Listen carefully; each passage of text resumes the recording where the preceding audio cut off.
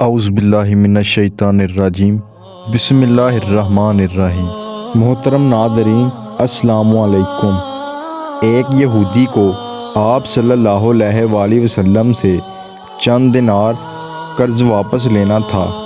ایک دن آپ صلی اللہ علیہ وآلہ وسلم سفر کر رہے تھے۔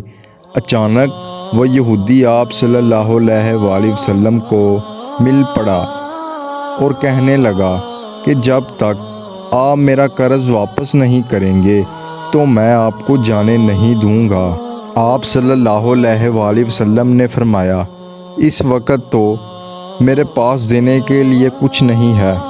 اور یہودی کہنے لگا کہ میں آپ کو جانے نہیں دوں گا۔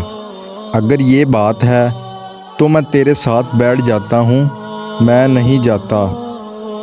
دھیرے دھیرے آپ صلی اللہ علیہ وآلہ وسلم کے صحابہ اکٹھے ہونے لگے۔ جب صحابہ نے یہودی کی یہ جسارت دیکھی تو صحابہ کرام یہودی کو سزا دینے کا سوچنے لگے۔ آپ نے انہیں ہر طرح کی تادیبی کارروائی سے روک دیا اور فرمایا کہ آپ لوگ واپس چلے جاؤ۔ حکم رسول کے تحت تمام صحابہ کرام واپس چلے گئے۔ سورج لمحہ بہ لمحہ تیز ہو رہا تھا، یہاں تک کہ آپ صلی اللہ علیہ وآلہ وسلم کو پسینہ مبارک آ گیا۔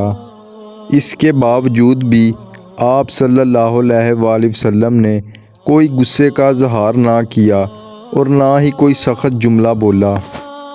آپ سارا دن وہیں بیٹھے رہے۔ ظہر، عصر، مغرب اور عشاء کی نماز وہاں پر ہی پڑھی۔ چنانچہ رات ہو گئی۔ آپ صلی اللہ علیہ وآلہ وسلم نے ساری رات اسی کے ساتھ گزاری اور صبح فجر کی نماز بھی ادھر ہی پڑھی۔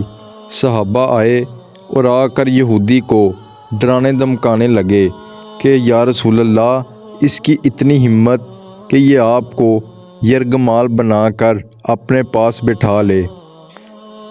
حضور نبی کریم صلی اللہ علیہ وآلہ وسلم نے صحابہ کرام سے کہا کہ مجھے اللہ تعالیٰ نے اس لیے نہیں بھیجا کہ میں کسی شخص پر ظلم کروں۔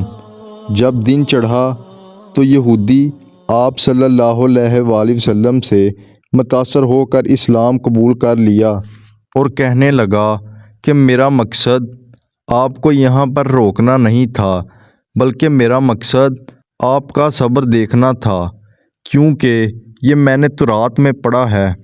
صبر کرنا آپ کی صفت ہے۔ یہ میں نے تورات میں پڑھا ہے کہ محمد بن عبداللہ مکہ میں پیدا ہوگا، جھوٹا نہیں ہوگا۔ میں نے اس بات کی پیش گوئی کی ہے کہ تورات نے بالکل سچ کہا تھا۔